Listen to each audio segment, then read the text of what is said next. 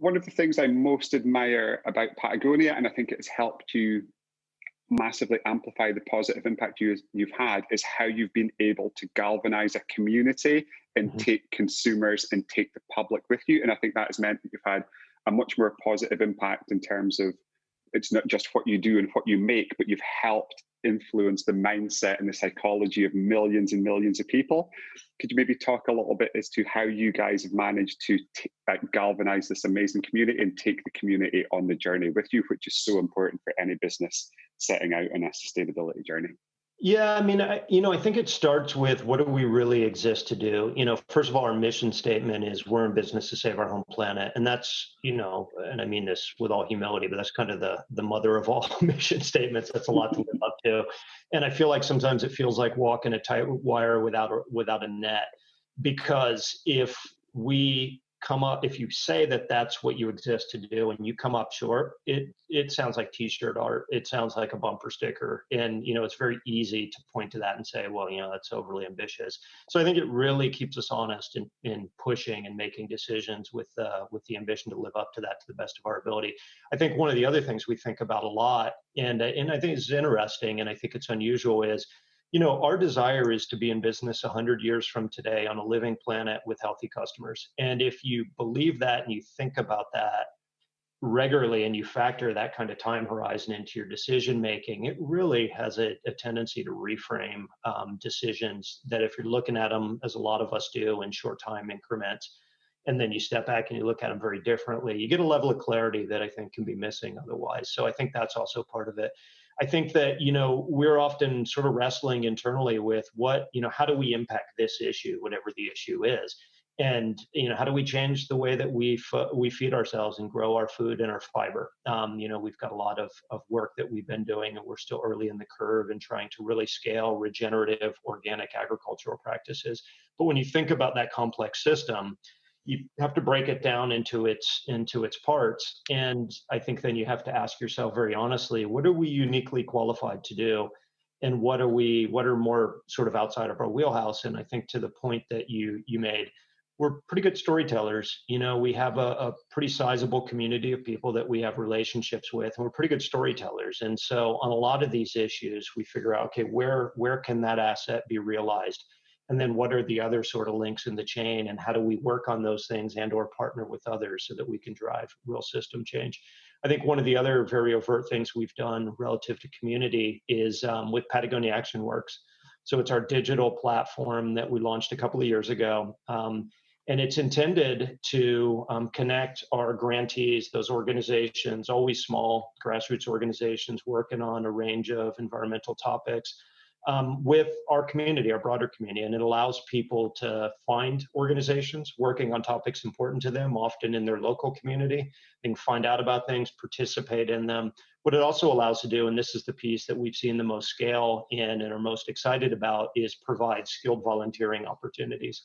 And so if you're an accountant living in London and you care about clean water, there's an organization in London working on that topic. They can post an opportunity. They need somebody to come in and help them with building and managing a budget or creating a logo or something. And they can post these volunteer opportunities, and the two parties can find each other. And that's really led to a meaningful amount of services delivered from community to these grantees. And so that's something that continues to be a big area of focus for us.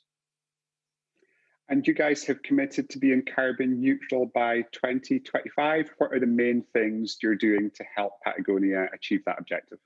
Yeah, that is our objective. It is it's a significant challenge. I think that where you and I our businesses have something in common here is that's all the way down to scope 3 in our supply chain. So in our case, that's down to the farms or the mill level. And when you have a business that has some size and scale like ours does and makes products across a range of collections, material platforms, and otherwise, it's pretty significant challenge. And so the first piece of work that we did, it's long since completed, is just understanding our footprint and of our, what we understand to be our total carbon equivalent footprint. What's driving it? What are the levers? And what we found is about 85% of it is materials. And if you add materials to the transportation and conversion of materials, it becomes about 97%. So when I said before that all the bad stuff happens in your supply chain, for us, it's 97%. All the employee flights, facilities we run, everything else, that's that 3% tail. So that's, kind of the first piece of it. And then we start going in and understanding what material choices are we making, what are the energy sources for our mills and for our cut and sew facilities and otherwise, and what impact can we have on those things? How can we swap out materials to either responsible or recycled fibers? And you just start going through methodically and figuring out where you can have an impact and reduce ultimately your carbon footprint. We are unfortunately going to be unable, and I think maybe again there's a parallel here with your business, to completely reduce that and still run a business that looks at all like the one we have today. And so we're also looking at offsets, but we hold ourselves to a pretty high standard of what ultimately offsets need to look like. And I think that for us, we're still working through that, but I think land-based solutions that we have a direct connection to, I think is a very interesting area for us.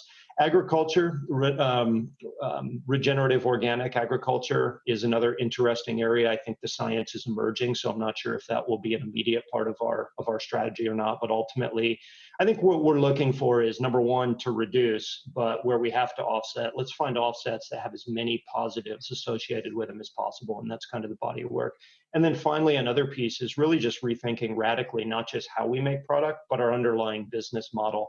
And so one of the other pieces of work that we're deeply engaged in right now is taking what we call Warnware, which is this portfolio of services that we offer to our customers. It's the ability to repair your product if it needs a new zipper, or it's got a hole in it, or whatever it is, the ability to sell us back a product that is still usable, but you're done using, and we will sell it to somebody else at a greatly diminished price, and we'll buy your product back from you. And then ultimately the commitment to taking responsibility for everything we've ever made in recycling it using the best existing recycling technology.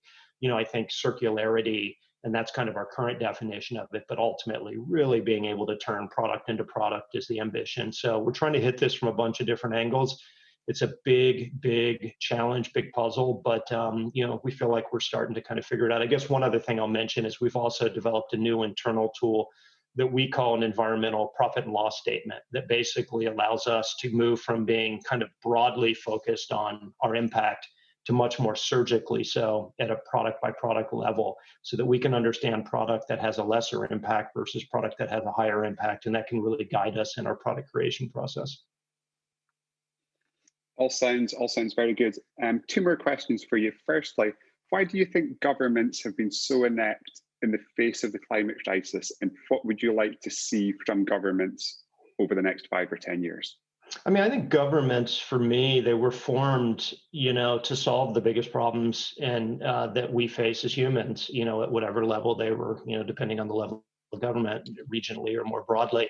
And I think that the climate and ecological crisis is, I would say, inarguably the biggest challenge we face. And so I think it comes with the biggest responsibility. And I think our governments have just lacked ambition. They've lacked creativity. I think the gears are so often just locked up, mostly for political reasons, and also with, a lot of short-term thinking. And then I don't think governments have ever really been characterized as the most creative and progressive and bringing new ways of solving problems to bear.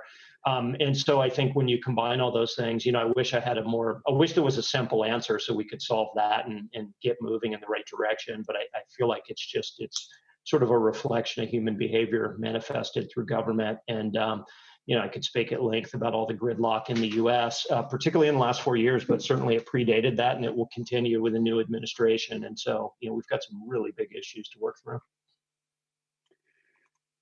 And finally, the purpose of AltCop is to inspire and provoke action from other businesses. So what would you like other businesses to start doing today? I'd love other businesses just to take some time to really honestly think about the world that we live in, the trajectory that we're on, and what you can do about that to get a different result. And, going back to that part, I think it's got to start with ownership and leadership, because without that commitment, I don't think it can happen within a business. But I would hope what I just said is, that's not a controversial set of asks, that's, is increasingly feeling like the responsibility of any business leader. I think that the next piece is where there's great opportunity and also, more challenge, more work required. And that is, how are you going to use your business, and really think broadly about the assets that you have. I think often people think, well, where are we going to give our money? Yeah, money is a part of it, but your voice is part of it. Your people are part of it. Your underlying business can be part of it as well. Some of the most inspiring things I've seen at my time in Patagonia is, we offer environmental internships to our employees. We'll pay them their full salary, and they can set up an environmental internship and work in that capacity for up to 2 months. They just have to have been with Patagonia for a year to avail themselves of that. And, some of the most inspiring cases are where departments come together and say, we're the finance department. What special skills do we have to offer? And how can we use those to solve some of these problems? And I've seen, as a real world example, our finance department in Amsterdam put together a program, kind of Finance 101 for grassroots activisms, and then start rolling it out with some of these small organizations. And that's a really creative solution to a problem. And so, I think at a business level, how do you create opportunities for your people to participate in this? Another example I've seen is one of the larger payment services company. They were wrestling with, what beyond donating money can we do? And then they thought about their core business, and they said, there's organizations that really need help just receiving money and so forth. Let's facilitate that. Let's carve out a certain amount of bandwidth for it. So I think, amongst other things, don't overlook what your core business is, and certainly don't overlook the role your people can play in that. Well, thank you so much for joining us today. Thank you for all the fantastic insights. I think the key takeaway for myself, and it's a message we just want so many people to understand, is this is an existential crisis, and we have a decade. So we need action. We need action now. And thanks for all you've done at Patagonia to inspire others to join you on this fight. And we're very much there with you. And hopefully other businesses can join us as well, and we can get ourselves out of this mess. Thanks for the opportunity, and thanks for what you're doing as well. Really appreciate it. Cool. Okay. Cool. Thanks so much. We'll send you a link when it's all live. And realize you must be super busy with the new position. Congrats in the CEO role. And huge fan of what you guys do. Yeah. Well, thanks, man. It's really nice talking to you. So I hope we can stay in touch. I'd love to make an intro to our people on our Patagonia Provisions, our food and now beer business as well. And maybe there's opportunities there to talk about some things. Yeah, absolutely. We'd love to. Anything we could do together would be delighted to discuss. So thank you, and have a good day. It looks quite sunny in Amsterdam, so enjoy sunny Amsterdam. And good luck with the move to California as well. Thanks again for your time. Good to meet you. Bye-bye. Bye.